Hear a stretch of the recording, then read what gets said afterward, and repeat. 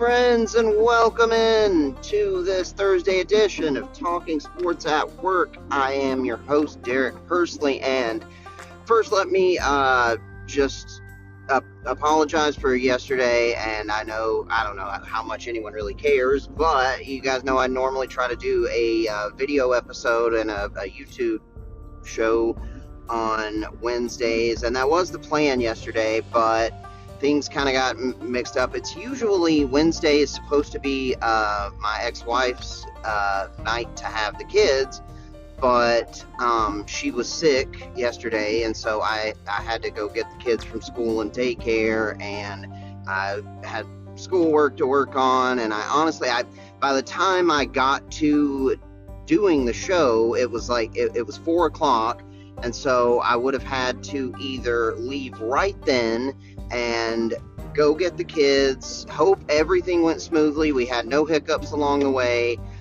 maybe try to drive through and get them something to eat and then take them to my Mimi's house, which I talked to my mom and she offered to do that already, but I probably wouldn't have had time to feed them anyway, and that would have only worked if everything would have gone smoothly, and then I would have had to rush back and jump on the computer to hopefully make it at 6 o'clock to do a live show. So that really didn't seem like it was going to work out. So then I decided, well, I'll just try to go ahead and record one. And I started doing that, and it was really rushed, and I would have had to, I had less than an hour to do the show, to get it, everything edited and put together and scheduled to publish at 6 o'clock and then go get the kids, and it just wasn't working out. I actually did start it. I started to do a show and was kind of just feeling like it was a little bit half-assed and rushed, and I just decided I would rather skip the video episode for this week than put out a half-assed poor product for you guys. So I know the sports world is clamoring for more of me, and I'm sure you guys didn't know what to do without your video, without your show yesterday, but that's what happened, and I'm going to try to get back on track with it next week. Again, it is usually my ex-wife's night to have the kids on Wednesday, and so it also happened last week where she had something, I don't remember what it was, but they ended up with still staying with me that night too. And so, but yeah, in the future, that's what's supposed to be the deal, is I use Wednesday, it's my weekday off, and I use it to do my schoolwork, to do any writing stuff that I'm working on, to do housework, and to do the podcast and the show. That's kind of the plan. But then when the kids are coming back home with me that evening, it kind of puts a wrench into things, especially if I'm trying to do a live show at 6 o'clock, then that's just not possible. So that's what happened for that, and that will be, I'm going to go ahead and count that as my little TMI segment for the moment. Fans of the show will know that normally I share something personal about myself, and I don't know, today I'm just going to dive right in. And we've got some stuff to talk about. First of all, I'm so sick of the Cowboys again. Why? Who cares? It was the same thing. You guys, I told you about last week. I had an instance when I was flipping through the channels on Sirius XM, just trying to find something to listen to for a minute, maybe get some more ideas to talk about for the podcast. And there are 6 channels that I go between, really 5, and 3 of them were talking about the Cowboys for no reason, and that exact same thing happened today, although I think I stopped after 2 this time. Well, no, actually 3 of them. Again, it was ESPN, it was Fox Sports, and NBC Sports. We're all talking about the Cowboys, and it's just because Micah Parsons had a podcast yesterday. So the Cowboys are back in the news. And also the day before that, Jerry Jones had said something publicly. So we've all got to dive into that. That's got to lead off every sports show. It's just so stupid. Who cares?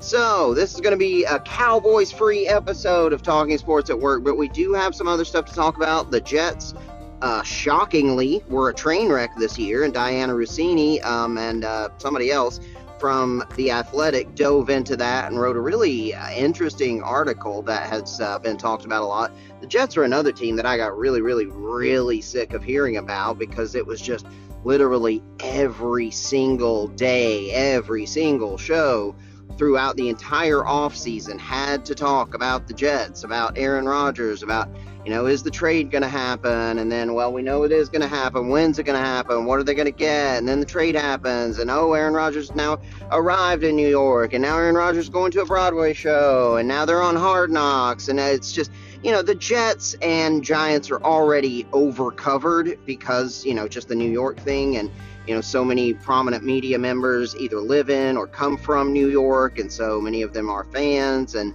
so they're already just, there's going to be an oversaturation of Jets and Giants coverage, but it was just to a level this year that was just way over the top, and honestly, it felt like, I'm not going to say it was justice, that's not the right word, but, because I do still kind of like Aaron Rodgers, although the more time that goes by and the more I actually listen to him talk, the less I do like him. I always liked him as a football player. I do not think I would like him as a person.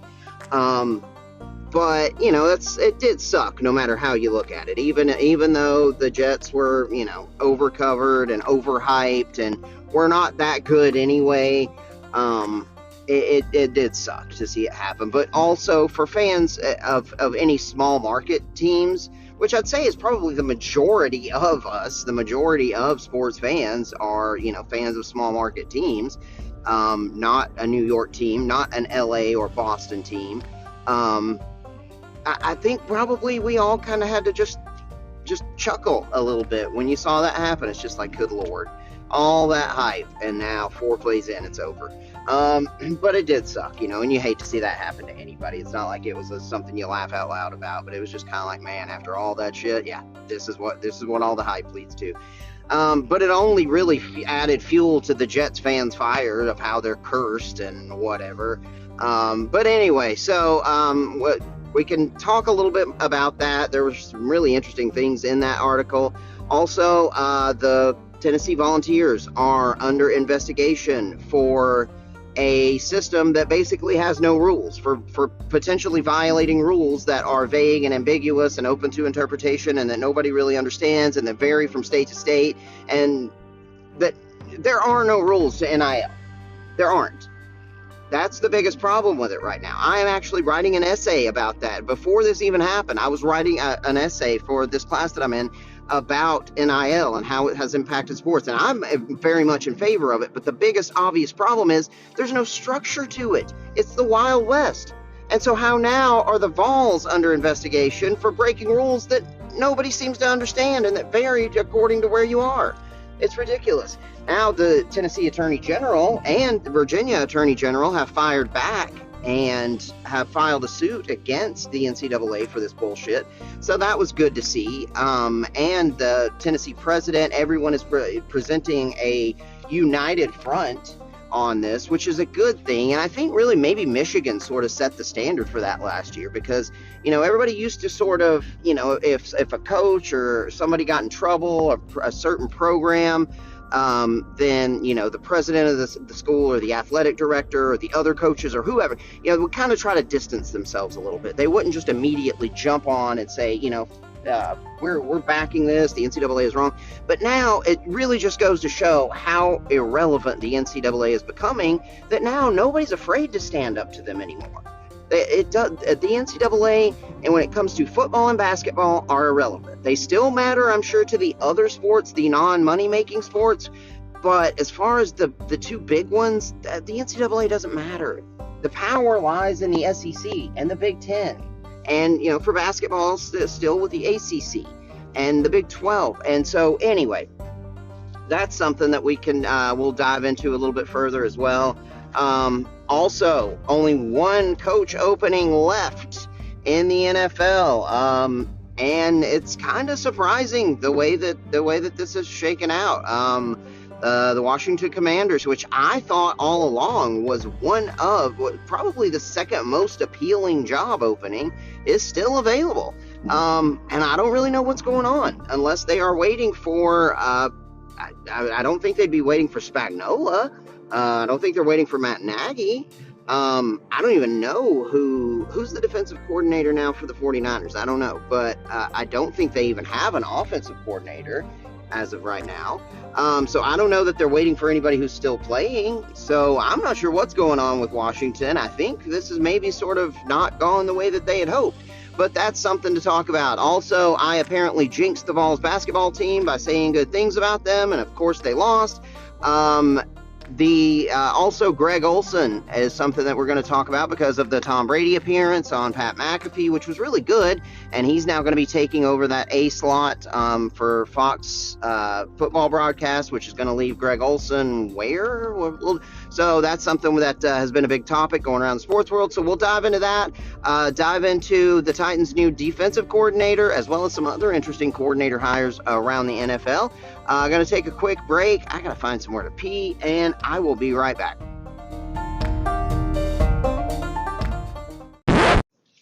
All right. Hey, friends, back again. So, the topic, and I have a few things on my notes. I was able to check my notes and pull over and pee real quick. So now we're back to business.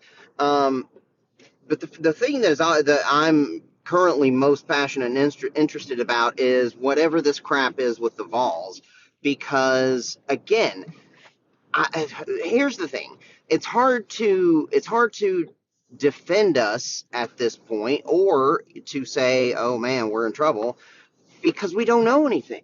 There's been no information released at this point. All that we know is that there is a, quote, major investigation into the Tennessee Volunteers dealing with NIL, and apparently probably with recruiting in regards to NIL. But I don't even know if that's what you assume.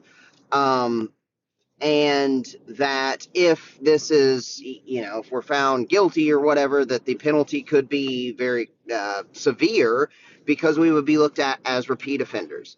Okay, here's the thing. So that's all we know at this point. So we really don't know what we're being accused of, what the potential violations are, anything. All we know is that it's this investigation apparently across multiple sports. I heard that on one thing, but then I heard on another thing that it was mostly focusing on the football program. So we don't even know that for sure. But you assume when they're talking Tennessee, they're talking football. But we don't know. We don't know what we're being accused of. We don't know anything at this point.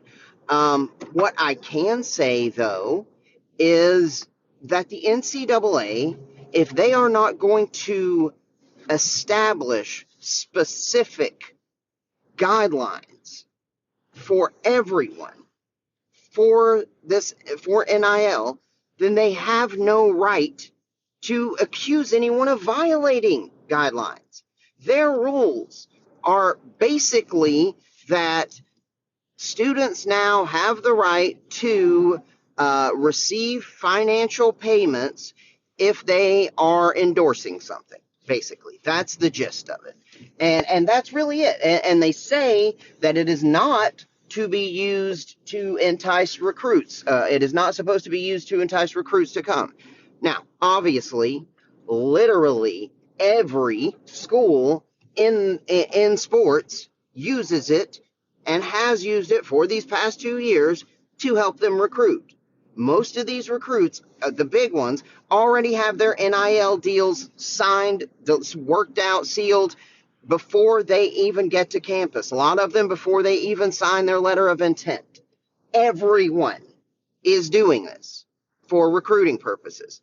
So I don't know how they could single out any one university and say, you guys are using this for recruiting. You're going to be in trouble because you were in trouble because with the Jeremy Pruitt thing from years ago, with a completely different administration, completely different athletic director, completely different coach, completely different everything.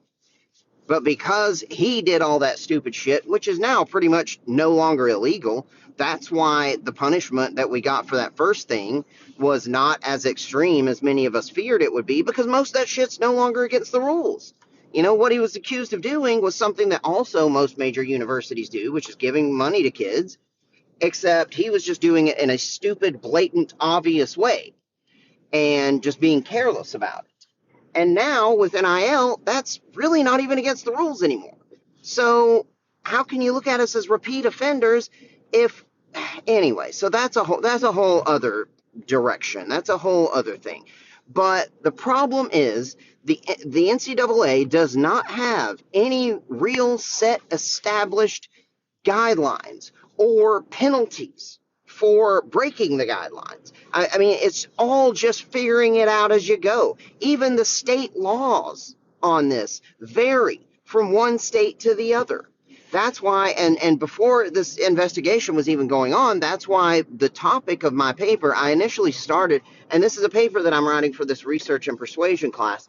The topic of it was going to be because he gave us the professor gave us this list of articles that we could choose from and write something on on one of the topics from those articles, and one of them was from Kareem Abdul-Jabbar, written by Kareem Abdul-Jabbar from a few years ago, about how student athletes deserve to receive money, and now obviously they do. So I thought that would be, a really interesting thing to look at and sort of compare that perspective that he had a few years ago to now the reality of NIL after 2 years of it being in place. And I also wanted to look at, really, is it a good thing? Is it a good thing for student athletes? Is it a good thing for college sports as a whole? Or, is it good for one, bad for the other, and just, look at it that way. And what I've really discovered through my research, the biggest thing that I've discovered is that, yes, it obviously is. It was always unethical for billions to be made every year off of free labor. That was always absurd and seemed unconstitutional to me. How these kids can be their efforts, their names, their pictures, their videos, their faces, their everything can be used to make these billions of dollars and build up this giant mega industry of college sports, yet they don't get a piece of it. And I get the argument that, they're getting a free education for it, and that is not nothing. That isn't nothing. But I mean, that's basically the same as, like, if I'm running a super successful company where excuse me, where I'm I don't know, for some reason the first thing that came to mind was designing clothes or something. And I'm running this super successful company, and we're charging $200 a shirt, and yet I'm only paying my designers minimum wage. I mean, that's sort of, or I'm not even paying them at all. I'm paying them in education. I'm paying them in learning how to make the shirts and design the shirts. I don't know if that's a good analogy. That's I don't know why that's the best I could think of, but I mean, you get it. These kids are working and they're not being paid. Billions are being made off of them. So I don't even think that that's an argument to be had anymore. It was always unethical and unjust for all this money to be made, and the main workers, the main people behind it, are not getting any of it. Anyway, so, but again, I get that the education thing is not nothing, but at the same time, anyway, that's not what we're talking about right now. I think most people would agree now that the student, and see, my biggest problem always was not necessarily that they weren't being treated as paid employees, because that brings up a whole other area of problems, and now, we've got a whole other world to deal with if they are now considered actual employees. But it just seemed unconstitutional to me for these kids' names and pictures and jerseys and all of this stuff that's dealing with their identities to be sold without them getting a piece of it. And so now that's why I thought this whole NIL thing is exactly what I thought all along should be the case. But the way that it's gone hasn't necessarily been great. And the biggest problem, and this is what I was trying to get at, the biggest thing that I've learned in my research over these last couple of weeks is that there are no rules to this, basically. There's no national governing body that's, setting down guidelines and enforcing them. There's only the NCAA, which has this very, very vague set of guidelines that can be interpreted a number of ways. There are different laws of how this can be done and what's acceptable from one state to the next. There's no, national law or legality to it.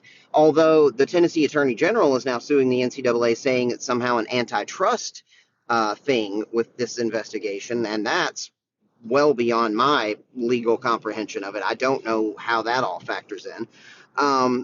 But anyway, it's all over the place.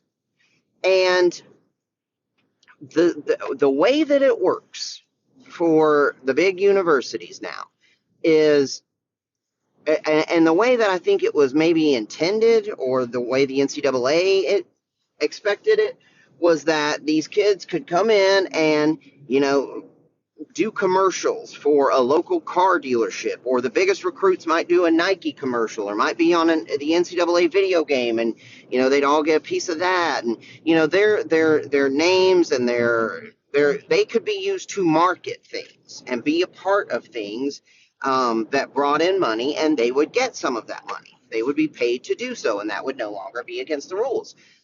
But what's actually happened is it's not just like local companies and stuff that are giving these kids money. It's these collectives that are forming, which is essentially just a group of really rich, powerful donors at each of these universities. They form these collectives, and then the collectives give the recruits money to essentially come to the school. And in return, they're supposed to maybe give, I don't know, send out a tweet, marketing, showing that, yeah, I'm doing some marketing for this. And that's the way it works. That's the way it works at Florida State, who's now being investigated. That's the way it works at Alabama. That's the way it works at USC. That's the way it works everywhere right now. And that's obviously problematic, because that's not the way it's supposed to be, and it gives the donors and the boosters even more control and influence than they already had, and it's essentially giving control of the roster to these rich, unaffiliated people. And so that's obviously very problematic, not to mention the fact that, again, still no real rules or guidelines nationwide to any of this. So there are lots and lots of problems with this. So I don't know how you're focusing on investigating one school for violating rules that that don't apply to anybody in the same way, and that aren't, really specific, instead of just trying to fix this system. That should be their only focus when it comes to NIL. It shouldn't be about investigating anybody, because everybody's doing the same thing. It should be about trying to fix this. How do we adjust this? How do we establish a set of rules that everybody can agree upon? And you're going to have to get with the conference heads in order to do that, because, again, the NCAA doesn't have that much power anymore when it comes to the big sports. It's really, the power lies in the conferences, and now in a lot with the boosters. Well, it's always kind of, a lot of it's been with the boosters.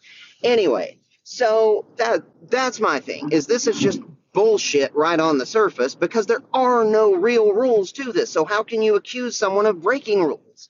But we'll find out more as more time goes along. I don't know. Maybe there was some horrible, blatant, obvious thing that we did that we should not have.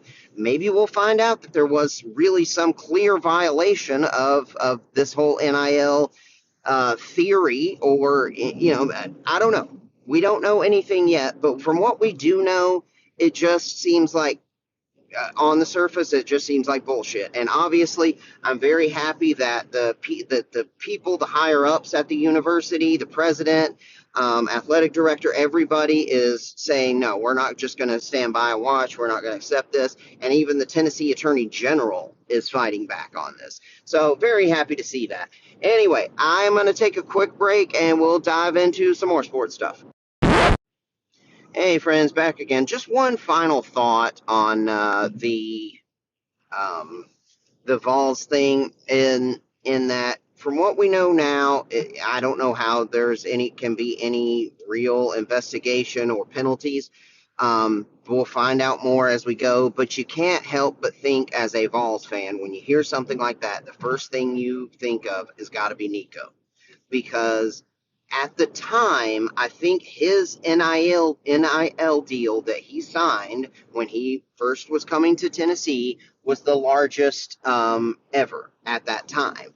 Now, that's been over a year ago now, and I think it was like $7-8 million. And I know that other bigger ones have been done all by now, but at the time that was the biggest one, and it was basically, I assume, just a collective. I can't remember the name of the main collective for the University of Tennessee, but it's like starts with an S, and every university has at least one now big major collective. Some of them have more than one that are doing doling out this NIL money. But it was like $7-8 million, and at the time that was the largest one. And so you can't help but worry, is this something to do with Nico, who all the excitement around Tennessee he's the foundation of it right now. I mean, this is the most excitement around Tennessee football going into a season in a very long time. And most of it is all about him. So anyway, that's my thoughts on that. Now I'm stopped here at a red light. So I wanted to talk quickly about some of the coaching movement and lack thereof that we have, because now we have all of the job openings except one are now settled. The Chargers got Harbaugh, just like I and most people predicted. The Seahawks went with Mike McDonald, which I think is a good hire. I considered him one of the guys that um, one of the better potential head coaches out there. I just didn't want the Titans to hire him because, as most of us felt, we didn't want another defensive guy. We wanted somebody whose main focus is going to be offense and developing Will Levis. But I liked Mike McDonald. If we were going to have to go with a defensive guy, I would have liked him. So I think the Seahawks got a good one, but we don't know. We never know for sure with any of these assistants uh, until they actually get out there and do it. But he comes from John Harbaugh, who is an excellent head coach. The Ravens defense was the best in football this year. Well, it was one of the best. I guess there's always a debate on that. Maybe it was Cleveland, maybe it was Baltimore, maybe it was the Jets or the Cowboys. Anyway, one of the best in football. Statistically, I think they were the best. The Patriots promoted Gerard Mayo. The Titans, obviously, we got our boy in Callahan. The Raiders stuck with Antonio Pierce, which I felt was the right decision. The Falcons got Raheem Morris, which was surprising, to say the least. It felt like the Belichick thing had all the momentum, like that's where he was going to end up. That was all we heard for several days, maybe even a couple of weeks, was the Belichick and the Falcons. So I don't know what happened there. From what I understand, it was exactly what I thought was going to be the problem for Belichick finding and somebody giving him a new head coaching job, is that they didn't want to give him complete control of the football organization. There were a lot of front office guys who basically fought the hire. From what I understand, Arthur Blank, the owner of the Falcons, did want Bill Belichick, and in hiring Belichick, it's understood, I guess, that you would have to give him full control of everything.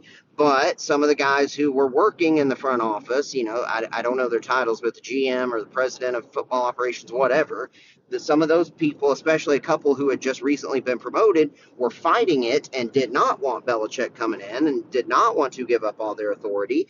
And so that's what prevented it. And so they ended up with Raheem Morris, who I didn't even think about this at the time, but a friend of mine who I work with, and I may have talked about this already, but a friend of mine who I work with is a Falcons fan, and I talked to him about it right after the hire happened, and he reminded me that Raheem Morris had already been the Titans' interim head coach a few years ago, right after they fired Dan Quinn, and that obviously didn't work out very well.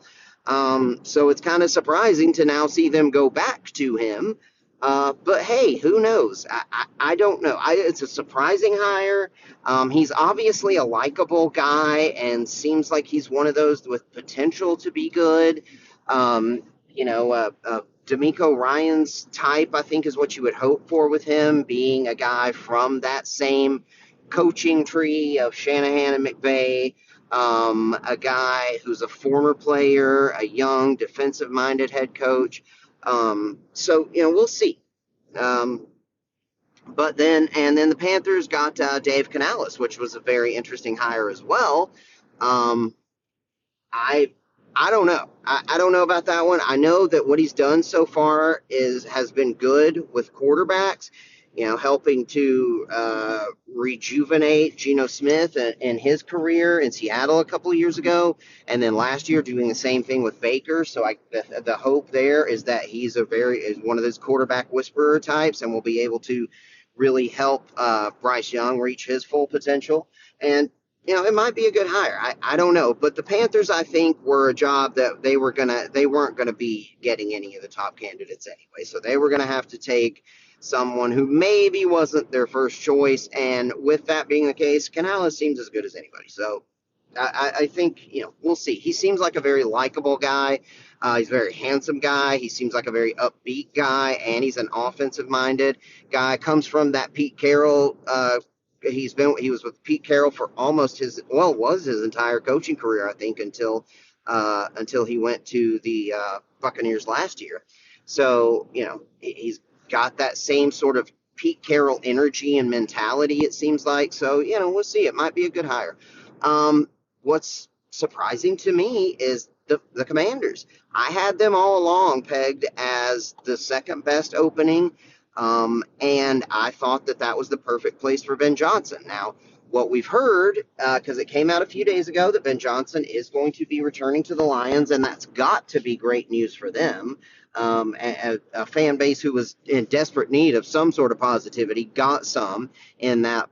It seems like now both Ben Johnson and Aaron Glenn will be returning. So that's something for them to be happy about. And what I heard was it was kind of a twofold thing. I heard at one point that, and I think it was Schefter or Rappaport, one of those big time guys, who said something like, Ben Johnson really maybe wasn't the head coaching slam dunk that everybody thought he was. Now, hold for just 1 second, please, fans. Sorry, my nose was getting stopped up and I had to hit my nasal spray there. Anyway, but we heard that he maybe wasn't the slam dunk that we thought. And I don't know if that meant that maybe he wasn't interviewing well, or maybe all these owners and GMs didn't like him as much as the media did, or if it was just sort of tied to the second thing, the other thing that I heard about it, which is, sorry, getting a drink of water too, which was that his asking price apparently scared off a lot of people. Now, that surprises me. In the NFL, I don't know why you wouldn't pay a coach whatever he wants. You're spending what's the salary cap now? Hundreds of millions on player salaries. You've got if you own an NFL team, you have unlimited money by any normal person's standards. Why you would not spend whatever it costs is just ridiculous to me. Especially when you're paying all these. Even the highest paid coaches in the league don't even get as much as a good left tackle. So why you would be unwilling to pay the leader of your franchise whatever it takes is shocking to me. I think that's just stupid. And if that's the case, then you really aren't interested in winning. That's not your main concern. If you're being scared off by a head coach's asking price. Now, if maybe he was asking to become the highest paid coach in the NFL, maybe I could see how that would scare some off. But I don't get that. Especially if it's the Commanders, who have this new ownership group that's supposed to be, this new positive, energetic, let's go out, let's go all in to try to turn this team around. We're building a fancy new stadium. We are willing to do whatever it takes, but they're not willing to pay the head coach. That's unbelievable to me. I don't know what to make of that. But those are the two things that I heard, and they may be tied together. But I heard at one point that he wasn't considered the slam dunk that everybody thought he was. And the other thing was that his asking price was scaring off some of the teams that were interested in him. So that's just unbelievable to me, though, especially with new ownership and why they would be unwilling to. I don't know. I don't get it. But anyway, the Commanders are still without a coach. They have either the most or the second most cap space going into this offseason. They have the number 2 pick in the draft, and they're going to get to start over with whichever, either Caleb Williams or Drake May. Either one seems like a great potential option. It just seems like a great place for any young coach to take over and just build it the way that he wants to. It's almost a clean slate. And you do have some young, good players like McLaurin, like Jonathan Allen, like Brian Robinson, and so it's not a completely devoid of talent either. I mean, they're not good, but they've got some good players. They've got draft capital. They've got the number 2 pick, and they've got a ton of cap space. It just seems like and they've got new ownership and Dan Snyder's out of there, and everybody loves these new owners. Josh, whatever his name is, he's supposed to be, a good. I think he owns another team, a basketball team or a hockey team or something, and he's supposed to be a really good owner. So I don't know why this job would still be open. I guess they are just taking their time. And maybe they did have Ben Johnson pegged all along, but then they changed their minds because of his asking price or because they did. I don't know. I don't know what's going on, but you got to think we're going to hear something anytime now that they are bringing somebody in. Could be Mike Vrabel. Who knows? Could be Bill Belichick. Maybe, now that they know that he's not going to the Falcons, maybe that's what they want. I don't know. But we'll see what Washington decides to do.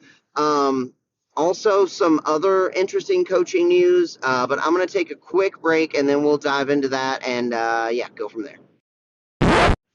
Hello, friends, back again. So, we talked about all the head coaching situations. We've also got some new coordinator news that I find very interesting. One is that the Tennessee Titans now have their defensive coordinator, and that's a very, very big, important position for a team with an offensive-minded, offensive play caller as the head coach. The defensive coordinator is likely going to be just running that side of the ball.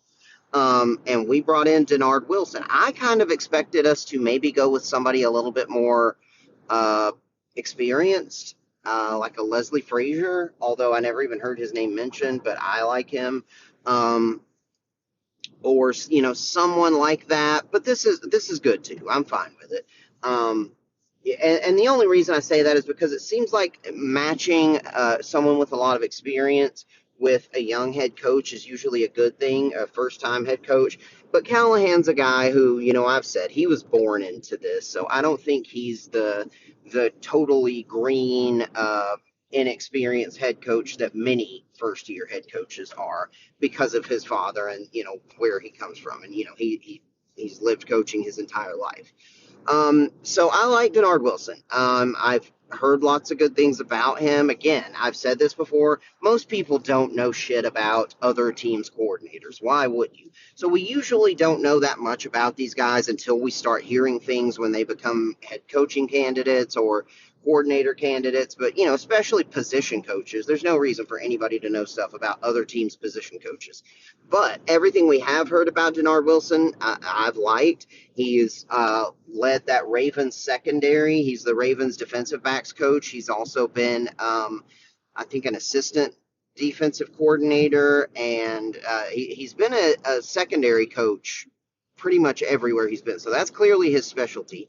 And he was the secondary coach for the Ravens, and I think maybe the pass game coordinator, or the defensive pass game coordinator.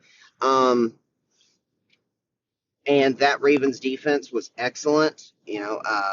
Kyle Hamilton, Denard Wilson, from what I've read, gets a lot of credit for helping him become first team All-Pro this year. He's had success everywhere he's been. He was at Philadelphia last year when their secondary was maybe the best in football. He was where else was he? I don't know. I remember reading his resume and it was very impressive. So I like the hire. He's got a lot of potential.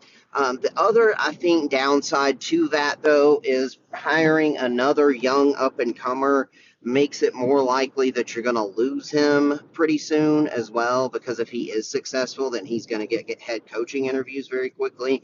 But that's not as big of a deal as just getting somebody who's going to be good.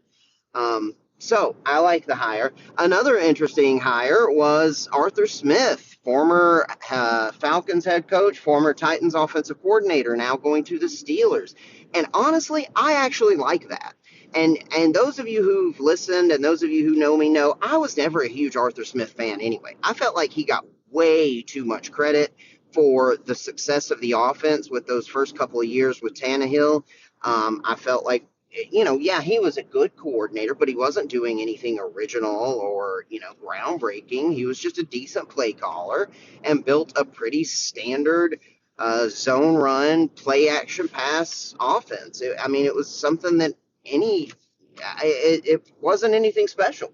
Um, and I felt like he got too much credit for that anyway.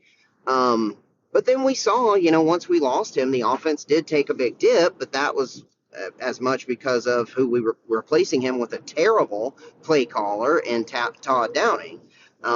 You go from one who's pretty good to one who's terrible, and yeah, the offense takes a dip. So, but it wasn't that that I thought he was bad. I just thought he was pretty good, and I never thought he was head coach material. So I was surprised that the Falcons hired him when they did. I was not surprised that he was about as good as he was, which was eh. But now going to the Steelers, I actually really like that because we know he is pretty good, and we know that Mike Tomlin is one of the best coaches in football. And I think he just would fit in with what they do there. Mike Tomlin, I think, has a lot of similarities, with Mike Vrabel. Both defensive guys, both really strong personalities, strong leaders, who want to have a hand in everything. And so Arthur Smith had his most success as Mike Vrabel's offensive coordinator, and I think he can be successful with Mike Tomlin too. But the problem there is they still need a quarterback. Kenny Pickett is not good. I don't know what their plan is, but every time I have watched Kenny Pickett in the NFL, I've thought the same thing. This dude sucks. He's just not good. Like, I don't see why they keep trying to stick with him. But we'll see if they can get a decent quarterback, or if Arthur Smith's able to somehow come in there and help him be better, then great. But either way, I like the hire. I think it's a good fit there, and yeah. And then the other coordinator news that I had on my notes, I'm stopped here at a red light now, by the way, was just dealing with Ben Johnson, which we already talked about, and Mike McDonald, who is no longer a coordinator, but is now the head coach of the Seattle Seahawks. And I think that's a good hire too. I don't know if I think I did say that. I think he'll be good there. So, I'm going to take one more quick break, and then we'll be right back to talk about maybe some Jets, maybe some Chiefs, maybe some Greg Olson. I don't know. I'll decide between now and then. Alrighty, friends, back again. So I looked at the little bit of notes that I have left, and I'll save a couple things for the lightning round, which I think I'm going to start doing that now. I'm going to start doing a topic lightning round when I've still got a lot of stuff left, at least at the end of the day, because you guys know I only do usually a very short segment and at the end of the day anyway, so I can just kind of run through the topics that I have left on my list at that point. But for this is going to be our final segment of the morning segment of the show, and I decided we'll talk about the Greg Olson thing because that's something that's being talked about a lot. And it's something that I am actually interested in as well because, broadcasters for football fans are a big deal. We kind of feel like we almost develop relationships with these guys. And, you spend so much time listening to them, and it's really like a relationship that they develop with the fans. Um, and for years and years, my favorite duo, and I would argue objectively the best duo on TV, was Al Michaels and Chris Collinsworth. I think they were the standard for years. They were just wonderful together, and I was heartbroken when they split them up.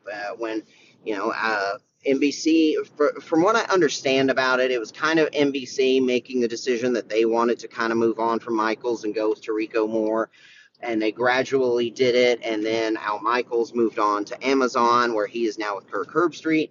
Um, and then you've got so now it's on NBC, it's Mike Tirico and Chris Collinsworth. And I think Collinsworth still might be the best color guy because he's just the way he describes the game is just perfect, I think, for football fans.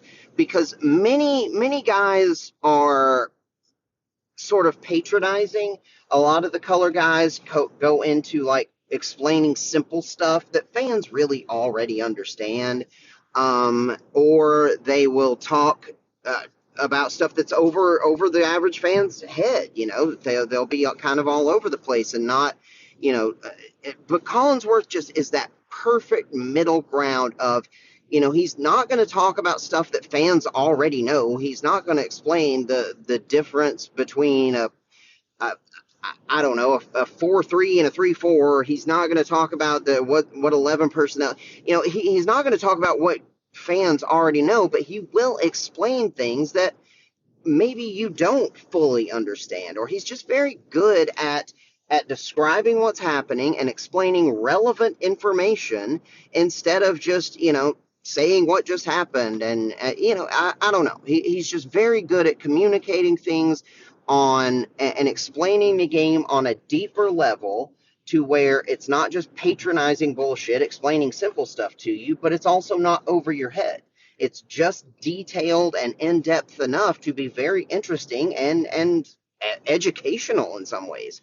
So I've always thought Collinsworth was great at that, and he's probably still the best, even though I love Al Michaels, and it's not the same without him.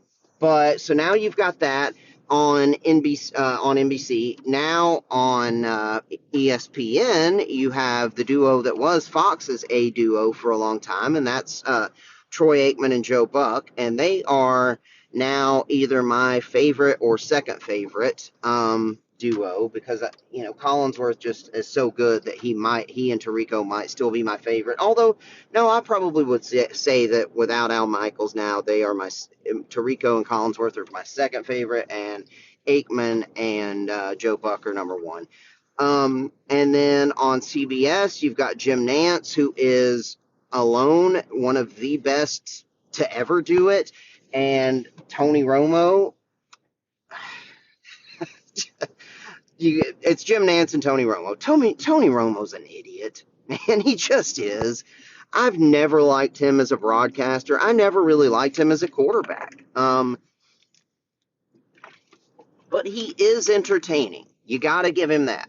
He's not great at what I just talked about with Chris Collinsworth. He's not great at really explaining and communicating things in a meaningful way, but he is entertaining. You got to give him that.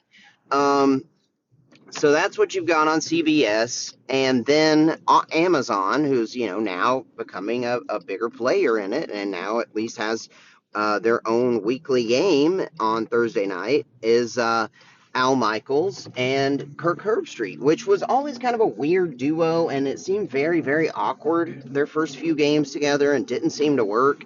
And Kirk Herbstreit, I like Kirk. He's maybe the busiest guy at ESPN, at least during college football season.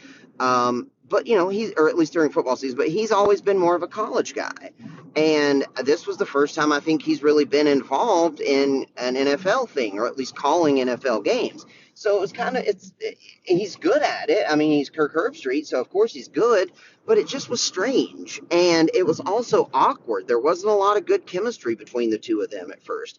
But as the season went along, they seemed to get better together and just in general were better. And it's two of the best in the industry. In Al Michaels as your play-by-play guy and Kirk Herbstreit as the color guy. But, you just never know if they're going to have that chemistry. And at first they didn't. And, Al Michaels is great, but then Kirk Herbstreit is also great, but he's great as a college guy. So it was just always kind of eh.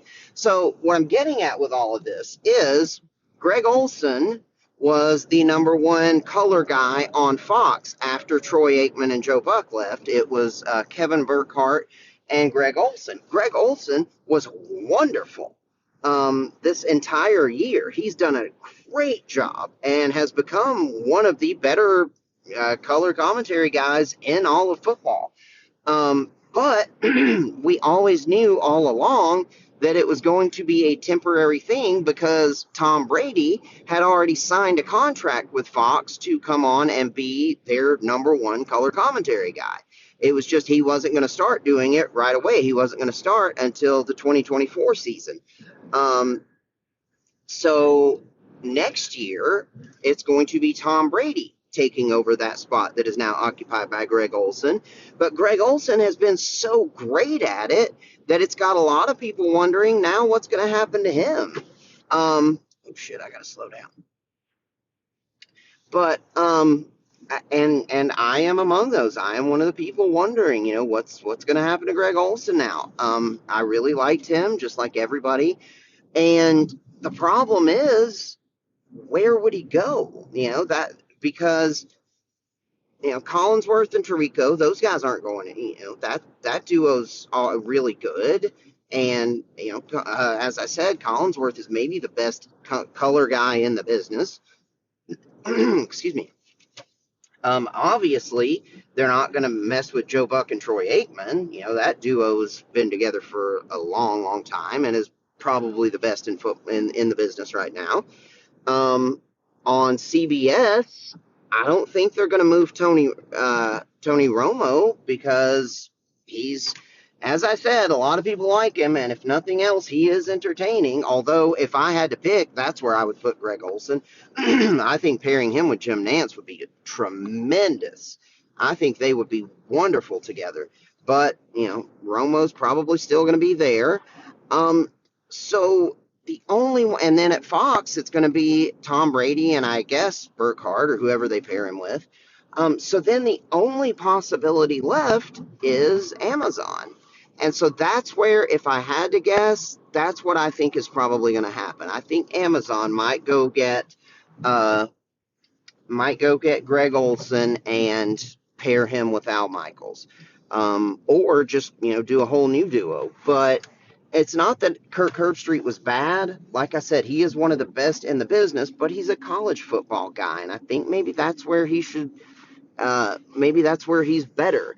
And plus the chemistry between him and Al was just never really that great. So if I had to guess, that's what I would say would be, that's where Greg Olson will end up. There are two other possibilities. I guess in total there are three possibilities here.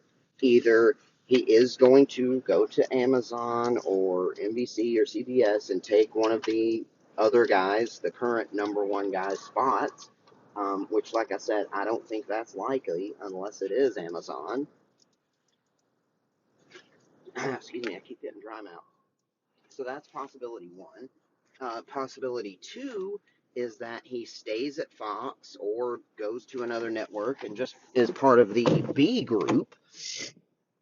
Maybe he goes to ESPN and does the number 2 Monday night game where it's currently Orlovsky and crap, I can't remember the other guy's name. I've always really liked him, the black guy, Louis Riddick. But I doubt that. They don't even do that every week. Or, he goes to CBS or Fox and is one of the other, not part of the A group. Or then the third possibility for him would be if Apple or someone else, from what we hear, Apple's really thinking about getting into the NFL and trying to expand their live sports portfolio. So maybe one of these other outlets, or maybe Peacock starts doing their own thing, and it's not just Tirico and and Collinsworth. Maybe they need another duo because they have different games that aren't just the NBC games. I don't know. So it's either he's going to go somewhere and take one of the jobs from one of the A guys, which, like I said, if that happens, I'd say it would be Amazon, or the second possibility is that he just stays at Fox or goes to CBS or something and is not part of the A group anymore, or maybe some new not current possibility or opportunity does open up for some new outlet. Anyway, I like Greg Olson. Whatever happens, I hope he gets an opportunity. I hope he continues to keep doing, or gets the opportunity to continue doing this.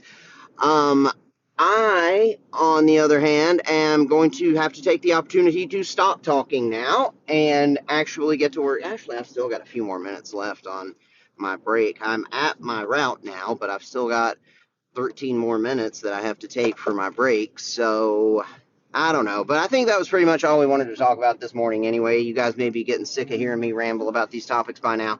So with that being said, I will take a break from the podcast and get to my actual job, and then I will be back this evening. We'll talk about some of that stuff in the Jets thing, which was very, very interesting.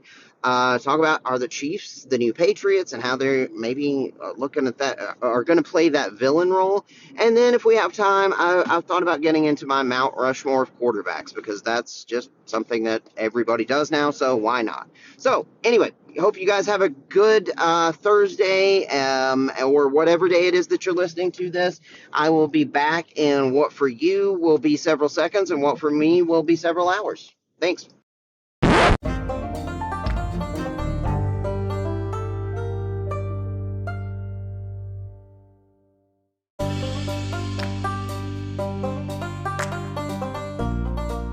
All right, hello friends, and welcome back for part 2, the evening edition of Talking Sports at Work. So I've got a lot on my mind, honestly. Not all of it is sports related, but we do have some updates, some new information. The final head coaching spot has now been officially filled in the NFL, and that means that Dan Quinn is going to be the new head coach of the Washington Commanders, and that's a surprise, honestly, for a lot of reasons. I mean, I really did have Ben Johnson pegged for that job, as I think a lot of people did. And if they didn't go that route, I just thought maybe it would be a Bobby Slowick, or they might go Mike McDonald. I really just did not see them going the way of the recycled coach. I've never been a big fan of that. It feels like, usually in my experience, from what I've seen, normally when a coach gets an opportunity to be a head coach, if he fails at that opportunity, unless there's some special circumstances, he's shown you who he is as a coach, and it's unlikely that he's going to succeed in a different place, in a different situation. And that's not always the case, obviously.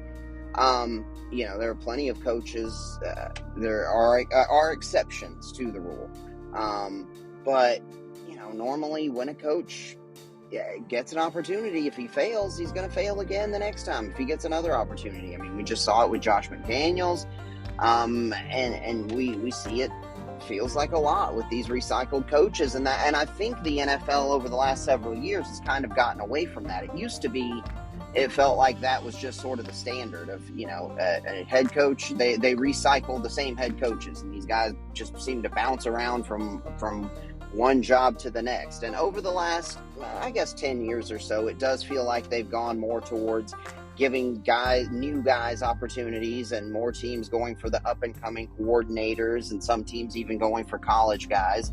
But that's not what's happening here. And now, Dan Quinn was not a terrible head coach for the Falcons. He obviously did get them to the Super Bowl several years ago. Although it can be, the question can be asked, how much credit does he really deserve? Because his offensive coordinator, that staff was loaded.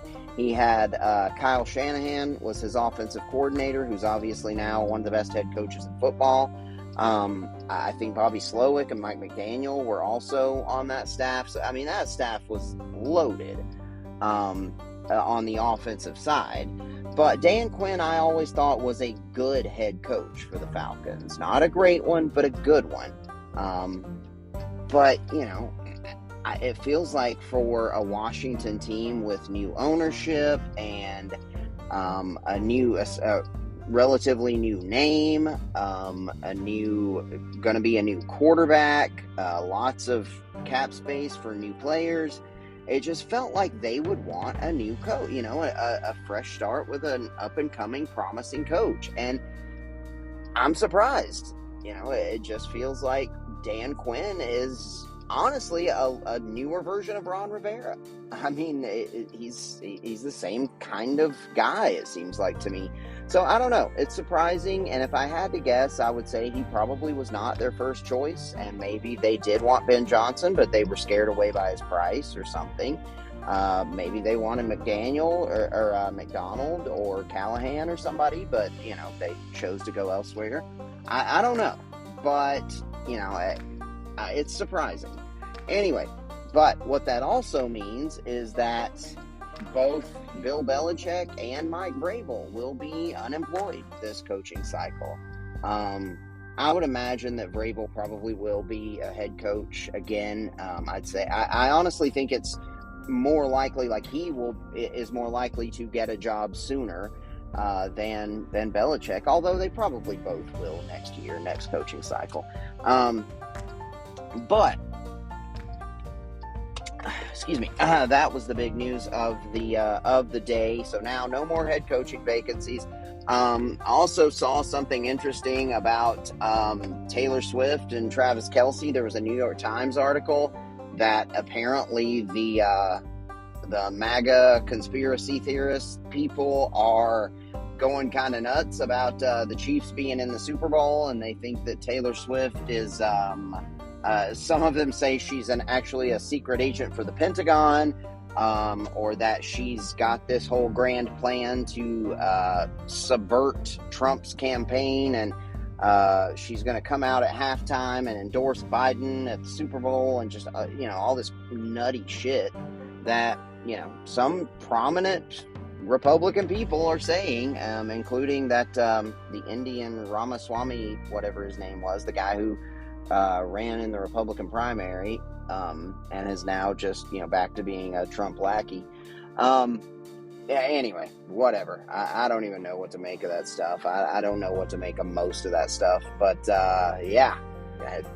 if you haven't seen anything about it, you can look up the article about Travis Kelce and Taylor Swift and they're conspiracy theorists. It's some funny stuff. Well, funny if it weren't for the fact that a lot of people actually believe that kind of shit nowadays.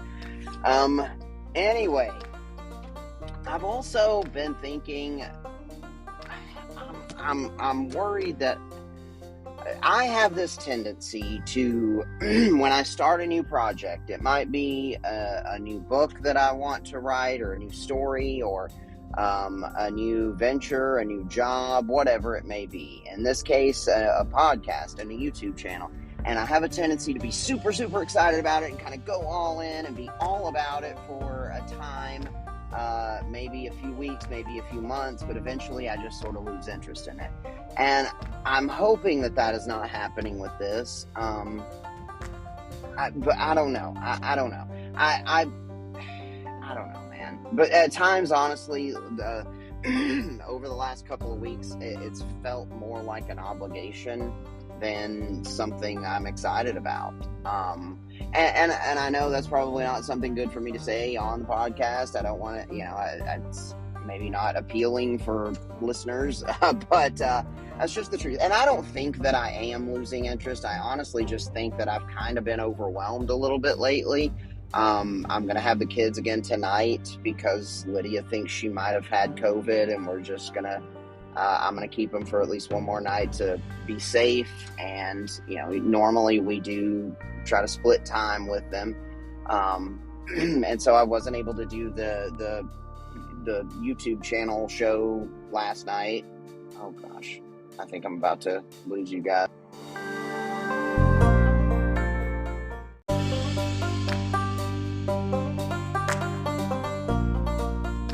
Hey friends, sorry about that. What the hell? This thing's doing it again. Anyway, what I was saying is I don't think that's necessarily what's happening here, because when I do take the time to start actually messing around with it, I like it. I have fun with it. And I think I've just kind of been in a weird mood the last few days. And like I said, a little bit too busy, and maybe kind of overwhelmed. But I like learning new stuff. It does seem this too, kind of in and of itself, can seem a little overwhelming sometimes, just because there's so much to it with the graphics is one thing that I've been playing with a little bit just today when I've had a chance, trying to create a new image for the podcast and a new cover image for the thing, and kind of like a logo, and like creating the animations for the videos. And I'm trying to think of ways, maybe I can start incorporating any kind of sound effects to this, although I don't know how I can do that while I'm driving, unless I go back and edit it, and God knows I don't have time for that. But anyway, the point is there's just so much to this that it can be overwhelming. And I wonder sometimes, I feel like it's probably a full-time job for the people who actually do this and make money off of it, off of podcasts and YouTube videos, or, whatever. And a lot of those people, the more successful ones, they have entire crews for this shit. They have editors and sound people and designers and script writers sometimes. And, for me, it's just me. And hell, I don't even have, a lot of time to dedicate to it. So it's kind of overwhelming. But at the same time, I like the challenge, and I like learning new things, and I like learning about, how I can create my own little videos and how I can do this stuff myself. And I tried messing with this new streaming software the other day, and that was just a nightmare, though. I could not figure that out. But that's something that I'm gonna have to figure out a little bit better and learn how to use.